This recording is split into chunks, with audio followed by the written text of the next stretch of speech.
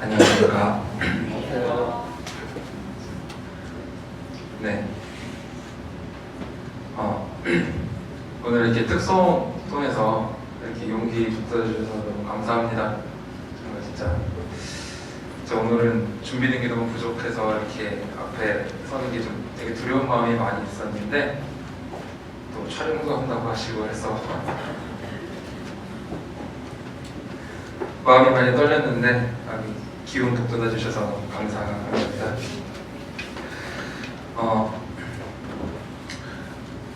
새해가 되었습니다. 2019년에서 2020년으로 해가 바뀌었는데요. 숫자로 치면 2019에서 그냥 1이 더해져서 2020이 되었을 뿐이고, 사실 2019년 12월 31일과 2020년 1월 1일은 고작 하루가 차이가 날 뿐이잖아요. 그냥 시간적으로 보면 어제랑 똑같은 오늘이고 오늘이랑 똑같은 내일이고 한데 제 삶도 사실 그렇게 실제적으로 많이 바뀌진 않았거든요. 똑같습니다. 어제나 오늘이나. 근데 이 개개인의 가치는 좀 바뀌게 되는 것 같습니다. 어제까지 20대였다가 30대가 되신 자매님들도 계실 것이고, 그 다음에 50대였다가 60대가 된 분들도 계실 것입니다. 저도 그런 작은 변화를 조금 겪었습니다. 하나님의 관점에서 보면은 이 시간이라는 거 하나님이 주관하시잖아요. 0부터 시작해서 구약시대가 지나고 예수님이 오시고, 그러고 또 2020년이 쉬지 않고 지나서 오늘을 이룬 겁니다. 참 놀라운 것 같습니다. 일단 시간 얘기를 많이 했었는데 오늘은 제가 좀 소소한 간증을 좀 드리고자 해요. 제가 여러 어르신들이 많이 계신 이 자리에서 이런 관점이라서 감히 죄송하지만 오늘은 좀 나이 얘기를 좀 시작을 하고자 합니다. 2020년이 되고 나서 바뀐 것 중에 하나가 제 나이가 바뀌었습니다. 이제 제가 드디어 만으로 42 된 것 같습니다. 생일이 아직 안 지났으니까 조금 남았는데요. 이제 곧 만으로 40이 될 겁니다. 사실 저는 40대가 영원히 오지 않기를 바랬었어요. 그 전에 주님이 저를 데려가 주시기를 간절히 기도했던 사람 중에 하나인데, 늙는 게 무서워서 그런 게 싫었던 게 아닙니다. 제가 좀 성경을 조금 읽었다고 하니까요, 이 40이라는 숫자가 무섭더라고요. 그 40과 관련된 숫자들이 성경에는 자주 등장을 하는데 주로 고난과 역경에 대한 내용들이 많이 나옵니다. 예를 들어 보면요, 노아의 홍수가 이 지구상의 물로 뒤덮었던 게 40주야입니다. 네, 그렇죠. 잘 알고 계십니다. 그 다음에 모세가 불타는 떨기나무 앞에서 하나님을 만난 게 거의 40살 때쯤에 만났습니다. 사도행전 7장 30절에 나오고요. 그 다음에 이스라엘이 가나안을 정탐했던 그 시간, 우리는 저기 못 쳐들어갑니다 라고 했었던, 연약해졌던 그 정탐하는 기간이 40일이었습니다. 당시 여호수아의 나이도 40살이었고요. 그 다음에 모세가 10계명 돌판, 10계명의 그 돌판을 가지고 오기 전까지 하나님과 함께 있었던 그 시간도 40주였습니다. 이스라엘 백성들은 40년 동안 광야에서 만나를 먹고 살았습니다. 예수님이 광야로 가셔서 금식하신 기간도 40일입니다. 좋은 소식도 있습니다. 이삭은 리브가를 40세에 만나서 결혼을 했습니다. 근데 형인 에서도 이방인 여자들과 40세에 결혼을 했습니다. 그래서 부모의 근심이 되었다라고 성경은 기록을 하고 있습니다. 이 세세하게 들어가면은 이 40과 관련된 숫자는 너무 많습니다. 너무 많은데요.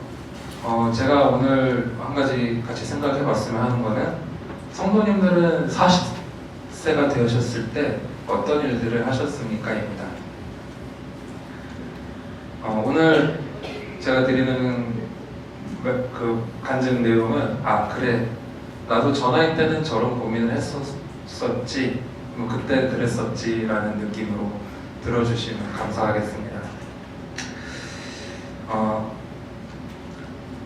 제가 요즘에도 좀 심심치 않게 듣게 되는 말 중에 하나가 제 몸 걱정을 하시는 성도님들이 굉장히 계시더라고요. 괜찮냐? 뭐 저한테 물어보시고 나 진짜 밤낮으로 기도하고 있다 이런 분들도 계셨습니다. 정말 감사하게 생각하고 있어요. 저는 그렇게까지 성도님들을 위해서 기도를 못하고 있는데 이렇게 한없이 그냥 좀 부족한 어린데 자기 몸 관리도 제대로 못한 그런 저를 위해서 이렇게 기도해 주시는 그런 사랑을 제가 감히 받아도 되나 그런 생각이 듭니다. 그래서 오늘 좀 확실하게 좀 고백을 드리려고 합니다. 저의 몸 상태는 그렇게 나쁘지 않습니다. 네, 기도하신다고 있는 것 같습니다. 제가 주님이 주신 이 몸을 참 함부로 많이 맞굴렸어요. 예, 맞굴렸었는데 저희 자매가 헌신적으로 저를 굉장히 많이 보살펴줬고 관리를 해주었습니다. 그래서 착실하게 지금 회복이 되어가고 있습니다. 앞으로도 뭐 계속해서 관리를 이어나가야 되는 건 사실인데요. 일단 적어도 저는 제가 어디가 문제인지는 알고 있습니다. 그래서 조심하고 있는 그런 상황입니다. 그래서 결과적으로는 많이 좋아졌기 때문에 제 몸을 위해서 이렇게 너무 걱정은 하지 않으셔도 될 것 같습니다. 네. 좋은 병원을 찾게 되었고 치료 잘 받고 있습니다. 근데 또 다른 한 가지 고백을 드릴 게 있는 게요. 저는 육체 쪽으로는 뭐 좀 좋아지고 있는 것 같은데 문제가 좀 있는 부분이 있습니다. 정신적으로는 좀 문제가 있어요. 제가 가끔 제가 이렇게 스스로 나 미쳤나라는 생각 많이 하거든요. 이게 기분이 하나도 안 나쁘다가 갑자기 제어가 안 되는 거예요. 막 튀어버립니다. 그 감정 기복이 굉장히 심해지고 한없이 우울해지고 그다음에 뭔가 하고 싶은 그런 용기를 다 잃고 근데 왜 이러지? 하면서 이렇게 마음을 다잡으려고 했는데 그게 안 되네. 그런 현상이 제 작년 한 해 동안 겪었던 그런 증상입니다. 어떤 게 생겼냐면요, 제가 사람하고 마주치는 걸 되게 싫어하게 됐어요. 좀 더 나아가면 사람들하고 이야기하는 게 너무 싫습니다. 꺼리고 있어요, 제가. 저는 말을 많이 하는 편인데 저 약간 그런 증상이 생겼습니다. 근데 살면서 요즘처럼 이렇게 사람들하고 대화하기 껄끄러웠던 적이 없는 것 같아요. 식사 시간을 예로 들겠습니다. 저 회사에서 밥을 먹을 때 혹시 혼자서 식사하시는 분들 계시나요? 이 중에? 다들 보통 같이들 드시잖아요. 그죠? 전 제가 원해서 그렇게 하고 있어요. 사람들하고 밥 먹으면서 이야기하는 게 너무 괴로워서요. 그래서 혼자 먹습니다. 점심시간에 텅 빈 회의실에 홀로 앉아서 불을 끄고 자매가 싸준 도시락을 혼자서 먹으면서 있는데 다른 분들이 보시면 되게 쓸쓸하게 짝이 없어 보이는 그런 거잖아요. 근데 저는 하루 중에 그 시간이 제일 행복합니다. 이상하죠? 조용하거든요.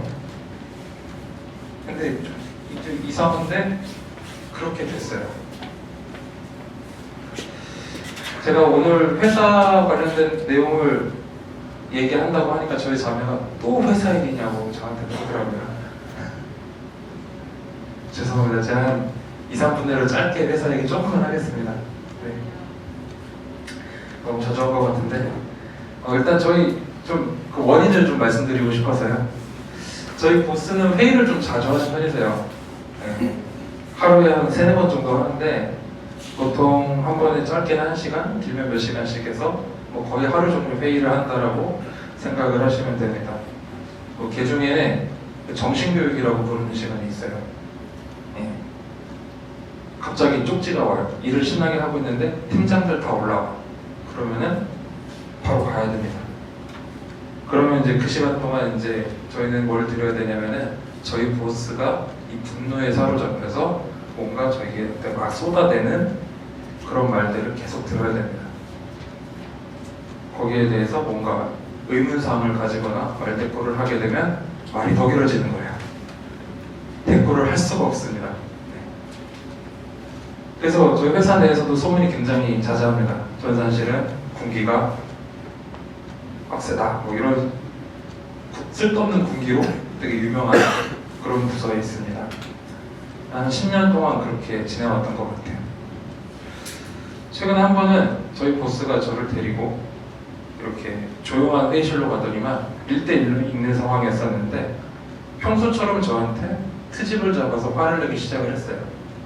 예, 뭐 저를 비롯해서 제 주위 사람들, 회사, 타 부서인 사람들 싸잡아서 욕을 하기 시작합니다. 저한테 불만이 되게 많았나 봐요. 그렇게 도망칠 곳 없는 그런 작은 공간으로 끌려가서 몇 시간이 될지도 모르는 그런 보스의 분노를 저는 받았습니다. 제 귀로 이렇게 들어오더라고요. 제 변명을 할 수도 없고 뭐 그냥 죄인된 마음으로 그냥 듣고 이렇게 있었습니다. 예. 그래서 저희 부서 사람들이 저희들 팀장급들 보고 욕바지라고 불러요. 저희가 뭐 회사 가서 대단한 일을 뭐 어떤 분들은 그러세요. 검색문제 대기업 다니니까 좋겠다고. 저 별로 안 좋아요.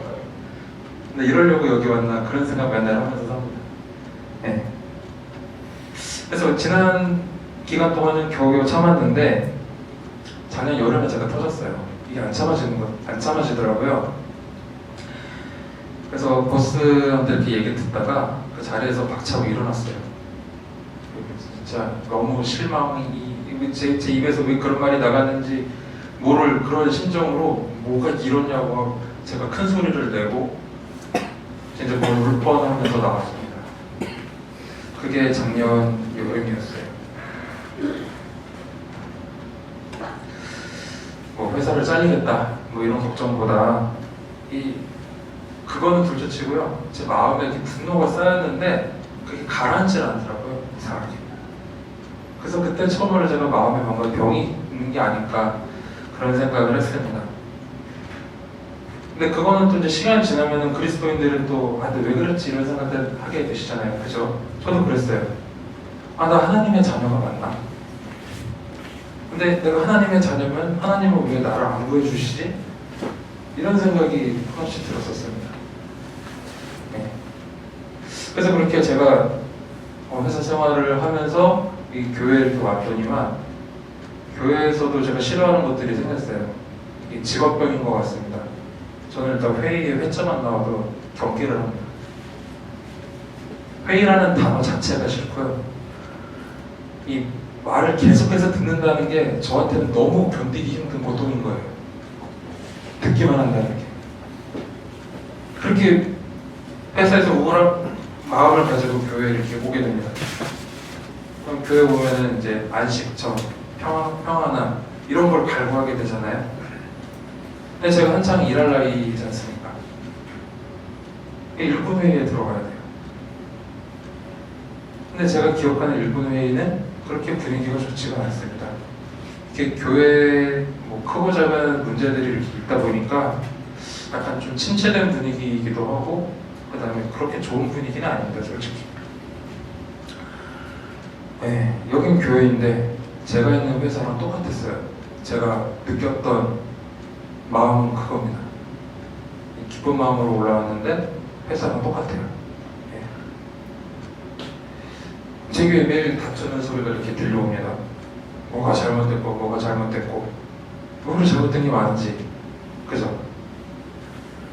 다들 저보다 어른이시고 하니까 어른들도 참고 계신데 뭐 그 자리에서 제가 뭐라고 말할 수 있겠어요. 진짜 제 인생으로부터 너무 도망치고 싶더라고요. 너무 괴로워서. 정말 그게 달했을 때는 어떻게 됐냐면은 가정에서 집에 갔는데 가족들하고 벽이 생긴 거예요. 제가 되게 쉬고 싶은 마음으로 집에 갔거든요. 주변이 좀 조용했으면 좋겠는데 가족들이 저한테 말을 거는 겁니다. 당연한 거잖아요. 그렇죠? 가족끼리 대화를 해야 되는데. 그렇죠? 아니, 말을 걸어요. 그 가운데에서 좋은 말도 있겠지만 가족 구성원들 간의 문제가 나와요. 아빠 형아가 뭐 했어요? 아빠 동생이 뭐 했어요? 애들이 자꾸 싸워 하면서 이렇게 자매가 화를 내요. 저는 저대로 또 답답하고 화가 나니까 모른 척하거나 그러고 싶었어요. 그래서 도망을 한번 쳤습니다. 그게 작년 여름 학예 수양회 때였었는데 기억하실지 모르겠지만 저 참가 안 했거든요. 수양회를 못 가겠더라고요. 그래서 자매한테 애들이 좀 제발 집 좀 비워달라고 사정해가지고 애들하고 자매만 보냈습니다. 그래서 혼자 집에 있었어요.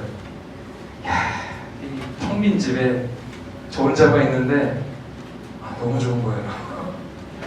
좋으면 안 되는데 너무 좋더라고요. 아무 말도 안 들렸어요. 그렇게 행복했던 데가 없는 것 같습니다.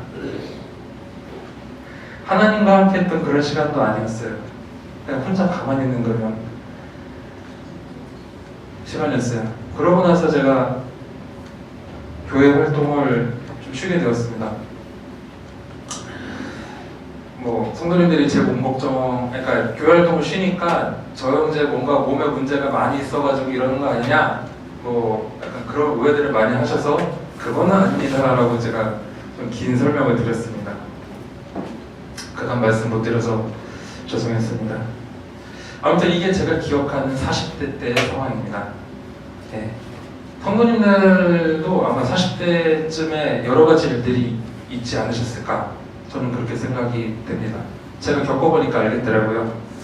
그래서 일단 좀 본론을 들어가도록 하겠습니다. 제가 이렇게 들어서 덕이 될 것이 없는 저희의 40대 시작에 대해서 성도님들께 말씀을 드린 이유는 제가 한 말씀을 읽었기 때문에 이 얘기를 굳이 드렸습니다. 오늘은 모세에 대해서 말씀을 드리고자 합니다. 오늘의 본문 말씀인데요. 출애굽기 2장 15절입니다. 저희 함께 읽었으면 좋겠습니다. 출애굽기 2장 15절입니다.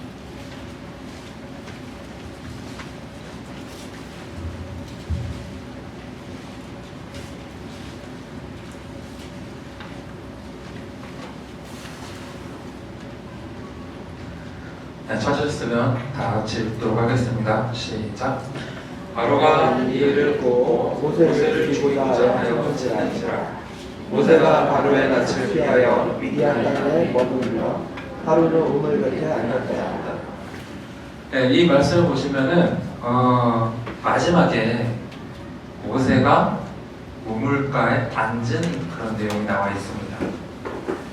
하루는 우물 곁에 앉았더라 라고 되어 있죠.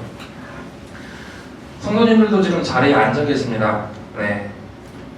혹시 기억을 하실지 모르겠는데 내가 오늘 이 의자에 앉을 때 어떤 모습으로 앉았는지 기억들 하시나요? 아마 자매님들은 치마를 이렇게 가지런히 하면서 편안한 자세로 앉으셨을 거고 형제님들은 바지를 이렇게 가지런히 하시면서 자리에 앉으셨을 겁니다. 그렇죠? 근데 모세는 어떻게 앉았을까요? 제가 예시를 두 가지를 드리도록 하겠습니다. 어떤 모습으로 모세가 우물가 곁에 앉았을지 한번 상상을 해보시기 바랍니다. 첫 번째 예시는요, 청순한 여대생처럼 손수건을 깔고 살포시 그 자리에 앉았다. 2번입니다. 매우 한없이 지친 모습으로 힘없이 털썩 주저앉았다. 세상 다 산 것 같은 눈으로. 모세가 어떤 모습으로 그 우물가에 앉았을까요? 2번이죠. 제가 지금의 나이가 되기 전에 이 모세가 우물가에 앉았다라는 이 말의 무게를 몰랐습니다. 모세가 어떤 심정으로 우물가에 털썩 주저앉았는지 제가 몰랐어요. 모세의 당시의 심정을 한번 헤아려 보도록 하겠습니다. 한 나라의 왕이 자기를 찾고 있어요. 애굽 왕입니다. 상을 주려고 찾는 게 아닙니다. 예. 잡아서 본보기로 뭐 죽이거나 처형을 하기 위해서 찾고 있는 그런 상황이었습니다. 모세는 애굽 사람들을 죽인 일이 발각이 되어서 반역자가 되었고요. 도망자 신세가 되었습니다. 그렇죠? 영화 같은 걸 보면은 도망자 한번 상상해 보세요. 도망자도 어떻게 합니까?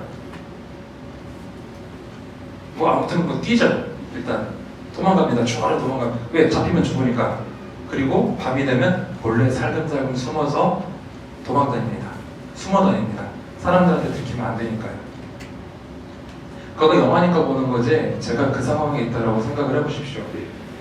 사람이 살겠습니까? 그게 그죠? 모세는 그 상황이었어요. 애굽 사람을 살인을 했습니다. 모세가. 죽인 이유는 무엇입니까?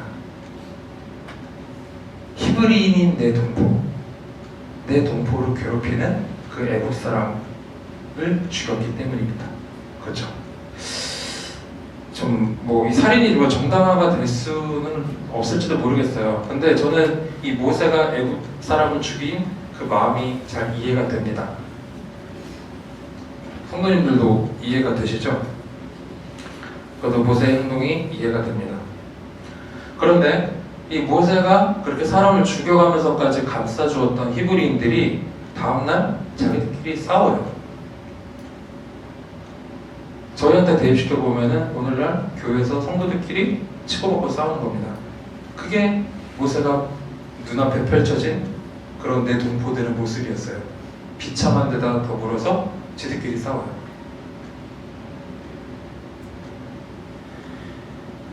정의감에 불타던 모세가 싸우는 히브리인들한테 못 싸우게 하려고 말립니다.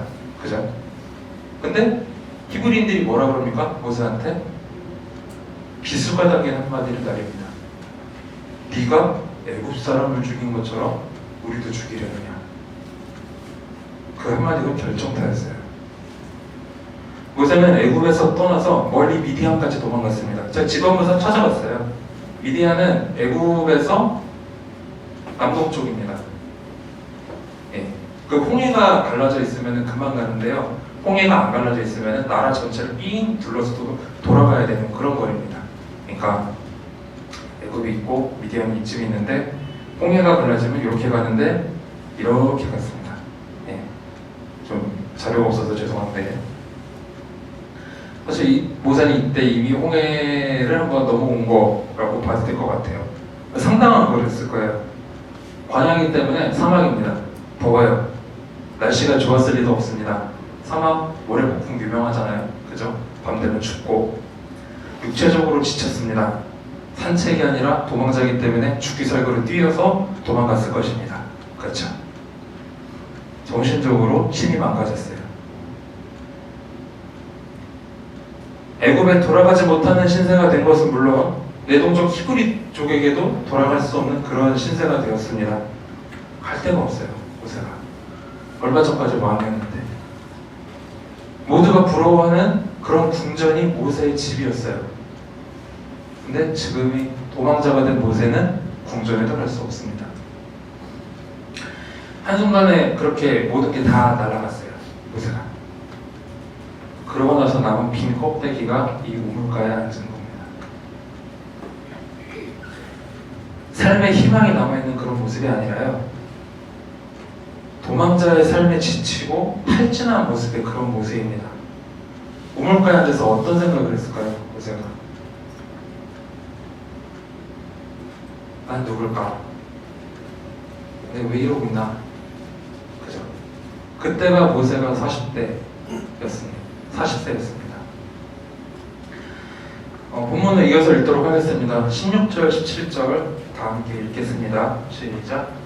미디안 제사장에게 7딸이 있었더니 그들이 와서 물을 기어 물 위에 채우고 그들의 아버지 양떼에 먹이려 하는데 목자들이 와서 그들을 뚫는지라. 모세가 일어나 그들을 도와 그 양들에게 먹이니라. 네, 감사합니다. 예, 15절에서 모세는 우물가에 진짜 인생 다산 그런 모습으로 앉아 있었는데요. 쉬고 있던 그런 모세 앞에 싸움이 벌어집니다. 당시에 모세는 두 가지 선택지가 있었어요. 하나는 모른 채하고 그냥 앉아 있는 것. 두 번째는 아는 채하고 일어서는 방법이었습니다. 그런 두 가지 선택지가 있었는데, 근데 17절을 보면은요, 중간쯤에 이렇게 나와 있습니다. 모세가 일어나라고 되어 있어요. 모세가 일어납니다. 이게 제가 작년 12월 31일 날 마지막으로 읽은 큐티 본문이에요. 저는 이 장면이 너무 감동적이었습니다. 분명 제 생각에는 일어설 수 없는 상황이었거든요. 모세가 정신이 다 박살이 나도 완전히 뭐 이런 표현 써서 죄송한데 그런 상황이었거든요.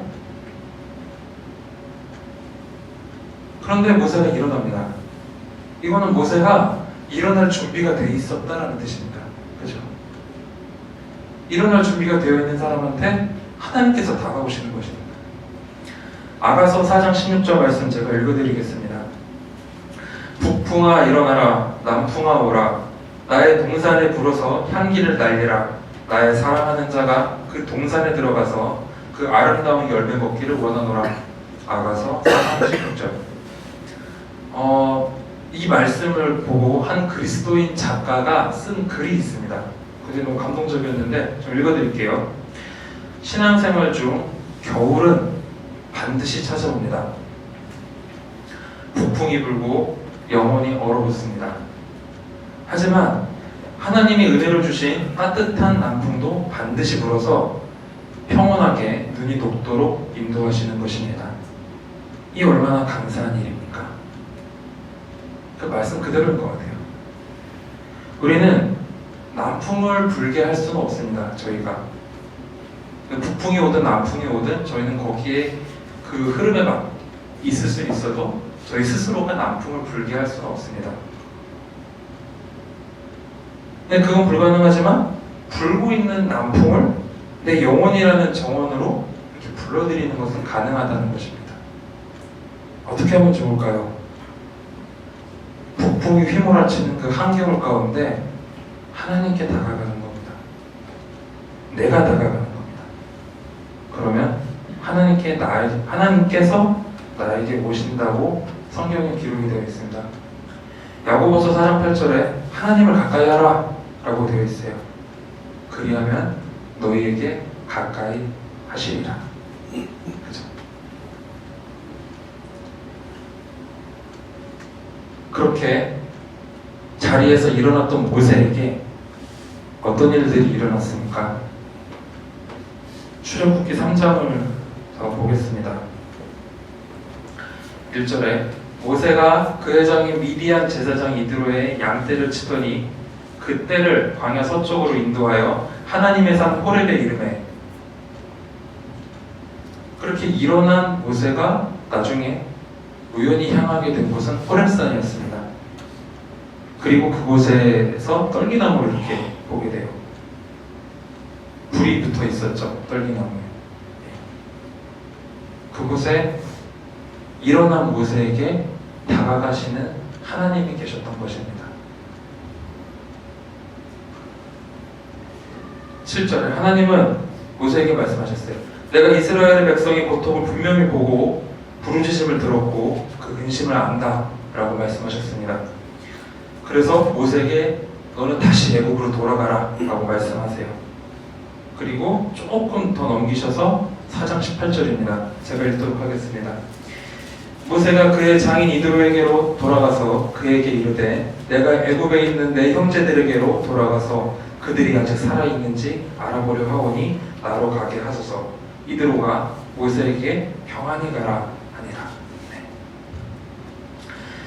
몇 차례를 하나님께서 애굽으로 가라고 모세한테 말씀하셨어요. 모세 죽어도 가기 싫었습니다. 그죠? 저 그 마음 너무 잘할 것 같아요. 이해가 됩니다. 근데 그렇게 버티던 모세가 다시 애굽으로 갔습니다. 내 백성들을 돌보라요. 뭐 뒤의 결말을 성도님들께서도 너무나도 잘 알고 계시는 내용이라고 생각을 합니다. 모세는 애굽과 미디안을 몇 차례 이렇게 돌아서 지나가야만 했었는데요. 하나님과 함께한 모세는 홍해를 가르고 갑니다. 그 홍해를 갈라서 200만의 백성을 애굽 밖으로 피신을 시키는 놀라운 사역을 이뤄냅니다. 이 모든 하나님의 일의 중심에는 하나님께서 쓰시고자 하셨던 한 사람이 있었던 것입니다. 자, 이런 모세를 보면서 일단 저는 일어나기 위해서 무엇을 시작해야 할까? 그거를 좀 고민을 하게 되었어요. 이 말씀을 통해서. 그래서 뭐부터 해야 할까요? 이렇게 좀 고민을 했는데 그때 뭐 하나님께서 주시는 생각이 새해 첫 주일에는 감사 참여부터 해야겠다라는 생각을 주셨습니다. 큐티를 하고 감사 준비를 했습니다. 솔직히 제가 한동안 뭐 작년은 거의 예배 시간이 정말 참 긴 시간이었어요. 이게 무슨 의미인지 다 아시죠? 네, 너무 길었습니다. 한 시간이. 그게 쭉 이어졌었는데 참 감사에 참여하기 전까지 제 마음속에 있었던 예배 시간은 굉장히 메마르고 드라이한 시간이었습니다. 너무 말라 있었어요. 그게 죽어있는 시간이었습니다. 제가 몸은 이 자리에 앉아 있어도 제 영혼에 기쁨이 1도 없었습니다. 다른 형제님들의 기도를 들었는데 이 아멘 소리가 안 나와요. 그리고 나서 제가 하나님 오늘은 꼭 감사에 참여하겠습니다 라고 다짐하고 감사에 참여를 했어요. 근데 정확하게요, 꼭 감사에 참여하고 나서부터 다른 성도님들 기도에 제가 빨려 들어갔어요. 제가 참여하니까 이 빨려 들어가게 되는 것 같습니다. 하나님께서 받으시겠다 이런 생각이 드니까요, 그 기도가 아멘이 됩니다. 찬송가 가사가 아멘이 돼요. 너무 놀라웠습니다. 예배에 참여했던 모든 성도님들, 형제님들 그 감사와 찬양 선곡이 굉장히 뛰어나서 그랬던 게 아니에요. 뭐 제가 받는 예배가 아니잖아요. 그래요? 중요한 것은 이게 함께 감사하기 위한 마음으로, 참여하고자 하는 마음으로 그 자리에 앉아 있었던 겁니다. 하나님이 받으시기에 합당한 예배인가 아닌가는 이 기도의 세련된 말투와 그런 스킬로 드리는 게 아니더라고요. 참여하고자 하는 마음이 가장 중요했던 것이었습니다. 아마 모세가 우물가에서 일어나고자 했던 그 마음이 이런 마음이 아니었을까, 저 혼자 조금 생각을 해봤습니다. 예, 좀 시간이 이른 감이 있는데 그래서 결론을 드리도록 하겠습니다. 인생에는요, 참 뭐 얼마 안 살았는데 인생에 대해서 말씀드려서 죄송합니다. 인생에는 참 다시 일어나기 힘들 정도로 이 박살날 때가 있는 것 같습니다.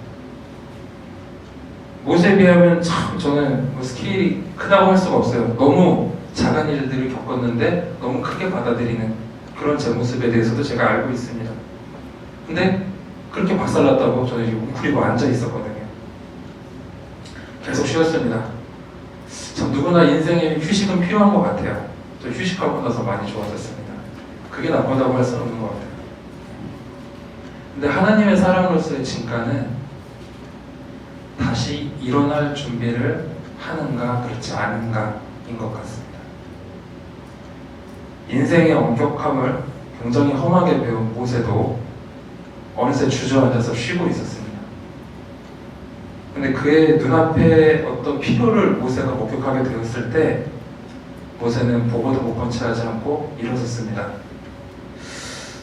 오늘날에도 이런 필요의 손길들이 여기저기 많이 있는 것 같아요. 기도, 위로, 격려, 이런 여러 가지 실질적인 도움, 그런 도움의 손길을 필요로 하는 사람들이 굉장히 주위에 널리고 널렸습니다. 저에게 영원한 안식이 예비되어 있지만 아직은 시간이 좀 남아있는 것 같습니다. 성도님들 가운데에도 분명히 뭐 저처럼 그러셨을지 모르겠지만 웅크리고 앉아 계신 분들이 분명히 계실 거라고 생각이 듭니다. 좀 새로운 1년을 다시 이제 시작해 나가는 이 시기에 다시 일어설 준비를 해야 될 그런 시기가 아닌가 생각을 합니다. 제가 좀 드리고자 했던 내용은 여기까지고요. 항상 좀 늘 부족하지만 경청해 주셔서 늘 감사하게 생각을 하고 있습니다. 새해 복 많이 받으시고 또 곧 다가올 즐거운 명절 보내시기 바랍니다. 말씀 마치도록 하겠습니다.